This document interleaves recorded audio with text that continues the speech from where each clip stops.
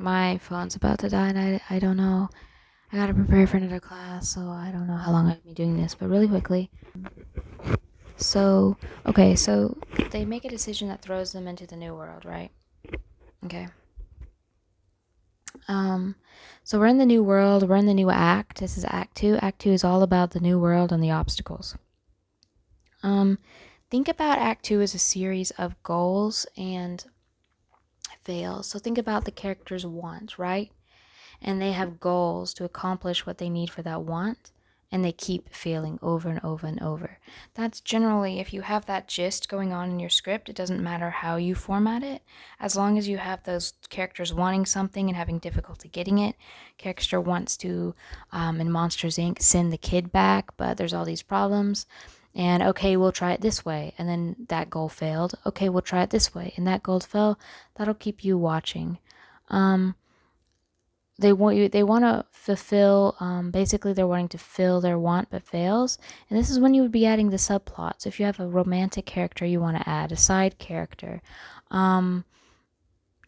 any extra things about the characters, little storylines you want to add, you start that now.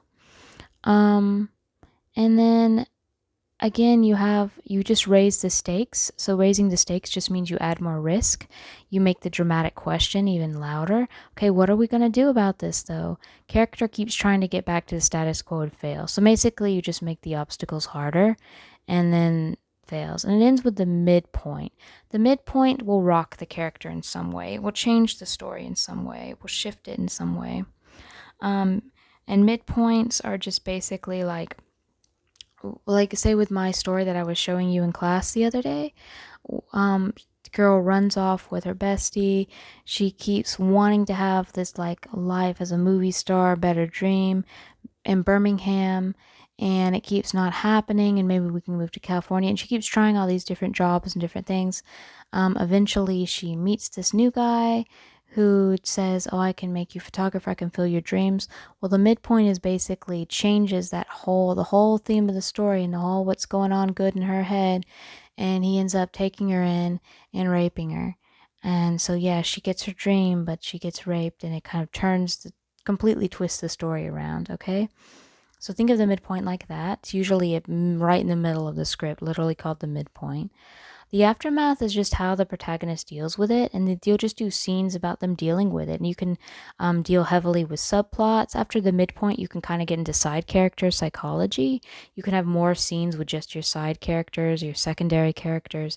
You can really kind of get really deep into the psychology of everything now, because the action has completely smashed, slowed down, been flipped, whatever. And now we're looking at the aftermath of it.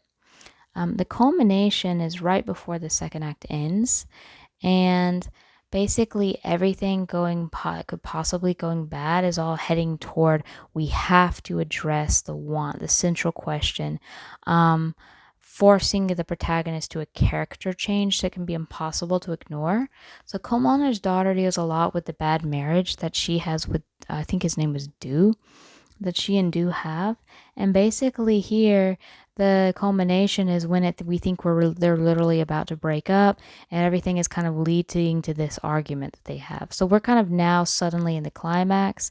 And for Coal Miner's daughter, will they stay together? Will they be able to make their marriage work?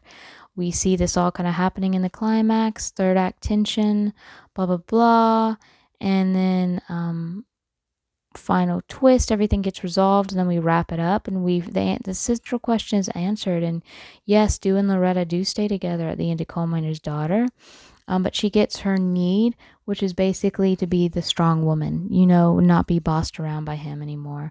And that's why it's reassuring. So it's want versus need always.